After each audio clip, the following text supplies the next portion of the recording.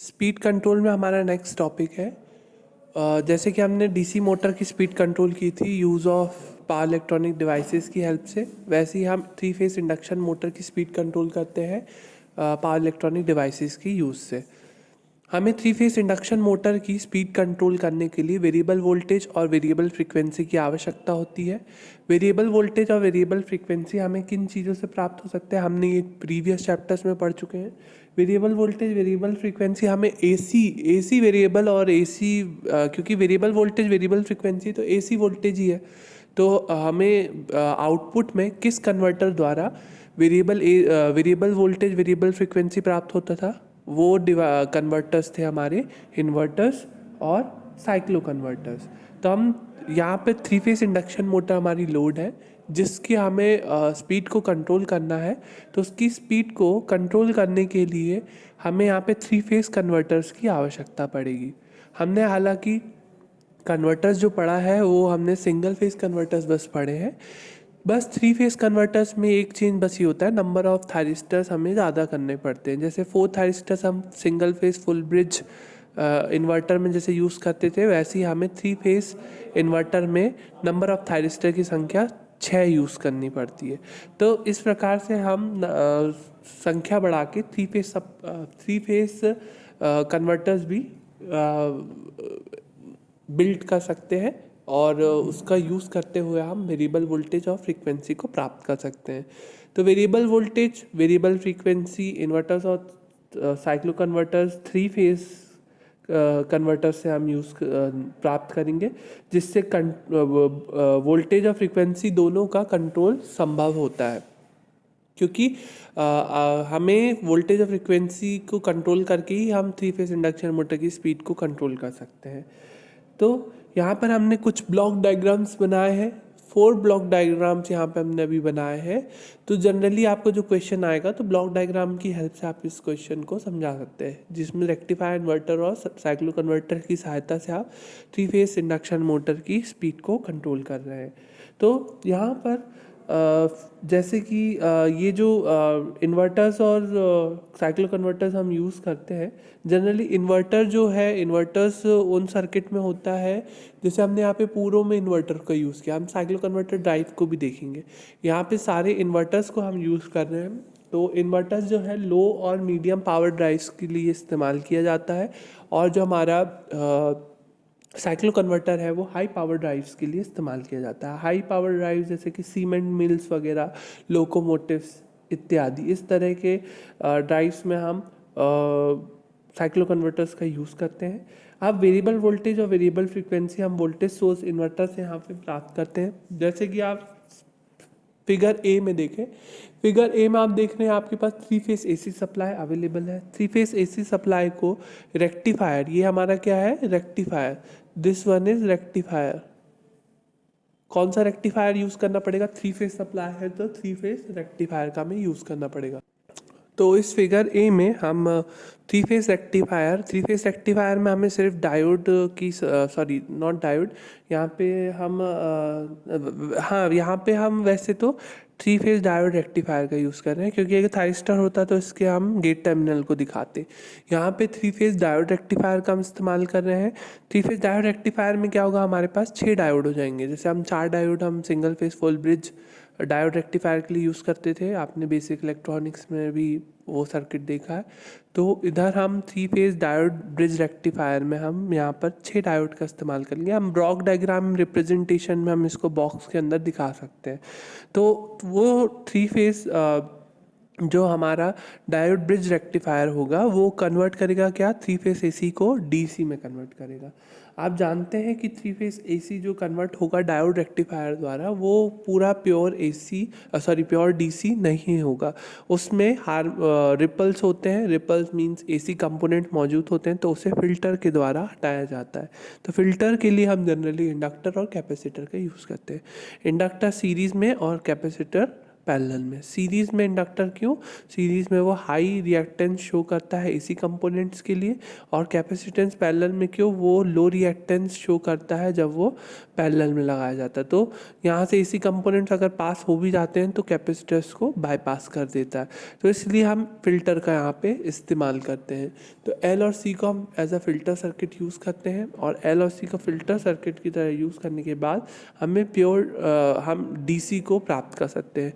उस particular DC को हम इन्वर्टर की सहायता से वेरिएबल एसी और वेरिएबल फ्रीक्वेंसी वोल्टेज में परिवर्तित करके 3 फेज इंडक्शन मोटर की स्पीड को कंट्रोल कर सकते हैं।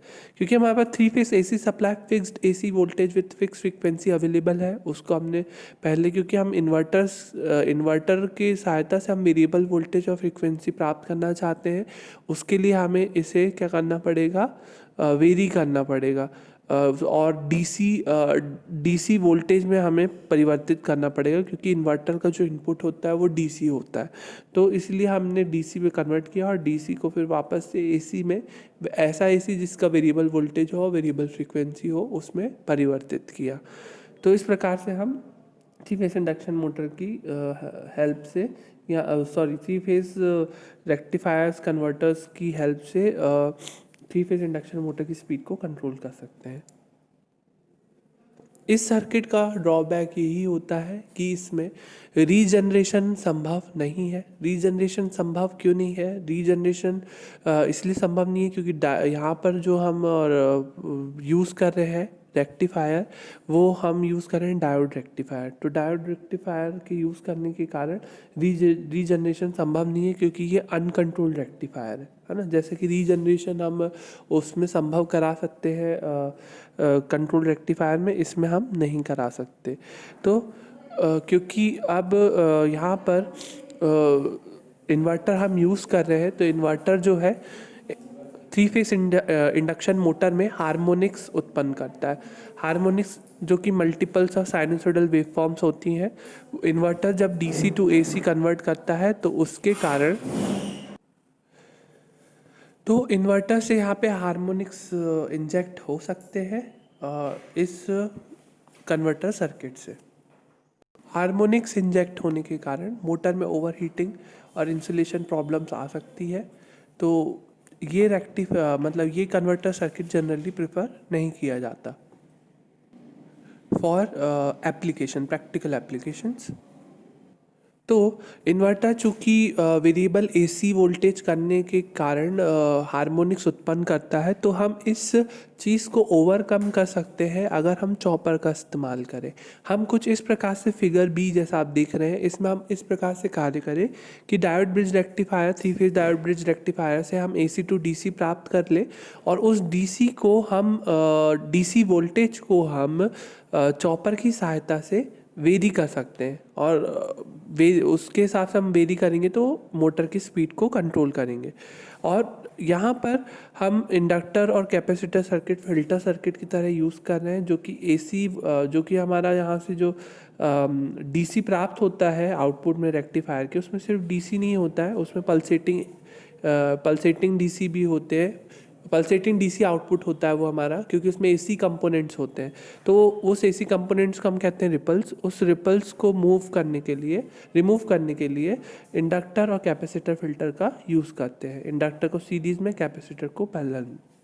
जो चॉपर द्वारा हमने डीसी इनपुट वोल्टेज को वेरी कर दिया, पर अगर हमें फ्रीक्वेंसी को वेरी करना है तो फ्रीक्वेंसी को वेरी कर सकते हैं हम इन्वर्टर से। तो इस प्रकार से हमने वेरिएबल वोल्टेज भी प्राप्त कर लिया और वेरिएबल फ्रीक्वेंसी भी प्राप्त कर लिया, जिससे हम मोटर की स्पीड को कंट्रोल कर सकते हैं। और इससे इस सर्किट की सहायता से जो हार्मोनिक्स है वो कम हो जाते हैं सर्किट में। तो यहाँ हम डायोड ब्रिज रेक्टिफायर यूज़ करते हैं, तो हम वोल्टेज को कंट्रोल नहीं कर पाते हैं। तो हम डायोड ब्रिज रेक्टिफायर की जगह फिगर सी में उन डायोड ब्रिज रेक्टिफायर को रिप्लेस करके थायरिस्टर हम जो यूज़ करके हम रेक्टिफायर बनाते हैं, उसे हम कहते हैं कंट्रोल रेक्टिफायर। तो हम इस ब्रिज रेक्टिफायर की जगह थायरिस्टर ब्रिज रेक्टिफायर यूज़ कर सकते हैं, जिससे हम वोल्टेज को कंट्रोल कर सकते हैं। वोल्टेज को हम इससे नियंत्रित कर दें और इससे स्मूथ कर दें हम डीसी को, और इन्वर्टर की सहायता से हम क्या कर दे उसमें फ्रीक्वेंसी को वेरी कर सकते हैं। तो इससे हमें वेरिएबल वोल्टेज और इससे हमें वेरिएबल फ्रीक्वेंसी प्राप्त हो जाएगी, जिससे मोटर की स्पीड को हम कंट्रोल कर सकते हैं। अब कंट्रोल रेक्टिफायर हो या डायोड ब्रिज रेक्टिफायर हो, जब हम इसे सिंगली यूज़ करते हैं तो रीजनरेशन संभव नहीं है। रीजनरेशन आप समझते हैं, रीजनरेशन जब होता है जब मोटर की ब्रेकिंग होती है, नेचुरल ब्रेकिंग, जब पावर जो है from load side to source side flow होता है, तो वो चीज़ इन डायग्राम्स में संभव नहीं है। तो हम धीरे धीरे देखो ओवरकम होते जा रहे हैं हर चीज़ में। इस सर्किट से हमें हार्मोनिक्स की ज़्यादा प्रॉब्लम थी, उसको हमने दूर करने के लिए चॉपर और ब्रिज रेक्टिफायर, फिर ये थोड़ा सर्किट हैवी होने के कारण हमने इसको रिड्यूस करके इस प्रकार के सर्किट का यूज़ किया, जिससे और हम यूज़ कर सकते हैं। और इससे भी हम आगे बढ़ के डुअल कन्वर्टर का अगर हम यूज़ करें तो पावर फ्लो जो है वो from source side to load side और लोड साइड से सोर्स साइड फ्लो हो सकता है और रीजनरेशन संभव हो सकता है। तो इस प्रकार से हम डुअल कन्वर्टर का भी यूज़ करके इस वेरिएबल वोल्टेज और वेरिएबल फ्रिक्वेंसी को प्राप्त कर सकते हैं। यहाँ पे भी जो वोल्टेज को रेगुलेट करेगा वो होगा डुअल कन्वर्टर, और फ्रीक्वेंसी को जो कंट्रोल करेगा वो होगा इन्वर्टर, और जिससे हम वेरिएबल वोल्टेज वेरिएबल फ्रीक्वेंसी प्राप्त करके मोटर की स्पीड को कंट्रोल कर सकते हैं। यहाँ हम देख रहे हैं कि थ्री फेज सप्लाई लाइंस की हेल्प से हमने बहुत सारे नंबर ऑफ थायरिस्टर्स को यूज़ किया है, और उसमें मिड पॉइंट रिएक्टर के यूज़ करते हुए हमने थ्री फेज इंडक्शन मोटर को जोड़ा है। तो ये जो है थ्री फेज साइक्लो कन्वर्टर है। थ्री फेज साइक्लो कन्वर्टर जो कि ये वह ड्राइव है जिसमें रीजनरेटिव ब्रेकिंग कैपेबिलिटी होती है, और इसमें 4 क्वाड्रेंट ऑपरेशन संभव है। 4 क्वाड्रेंट आप जानते हैं, फॉरवर्ड मोटरिंग, रीजनरेटिव ब्रेकिंग और रिवर्स मोटरिंग और रिवर्स रीजनरेटिव ब्रेकिंग। तो ये चारों मोड्स इसमें संभव है। तो 4 क्वाड्रेंट ऑपरेशन अगर हम थ्री फेज साइक्लो कन्वर्टर का यूज़ करते हैं तो हम मोटर के टर्मिनल वोल्टेज के फेज सीक्वेंस को चेंज करके चारों क्वाड्रेंट ऑपरेशन प्राप्त कर सकते हैं। चूँकि इसमें बहुत नंबर ऑफ थायरिस्टर्स का उपयोग करता है, तो three phase cyclo converter drives का उपयोग हम केवल लार्ज पावर ड्राइव्स में ही इस्तेमाल करते हैं।